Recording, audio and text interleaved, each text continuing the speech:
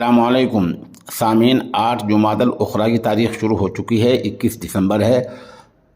ख़बर का उन्वान है जम्मू कश्मीर में फ़ौज पर बड़ा हमला, 3 फ़ौजी मादर वतन के लिए कुर्बान। ख़बर थोड़ी तफसील सुनिए। जम्मू कश्मीर के राजौरी इलाके में आज जुमेरात के दिन बड़ा हमला हुआ है। इस हमले में फ़ौज के 3 जवान मादर वतन के लिए कुर्बान हो गए हैं। वहाँ के हमलावरों ने फ़ौज की 2 गाड़ियों पर हमला कर दिया है। रिपोर्ट के मुताबिक 20 दिसंबर की रात में राजौरी के थाना मंडी में ऑपरेशन चला जा रहा था, सर्च ऑपरेशन।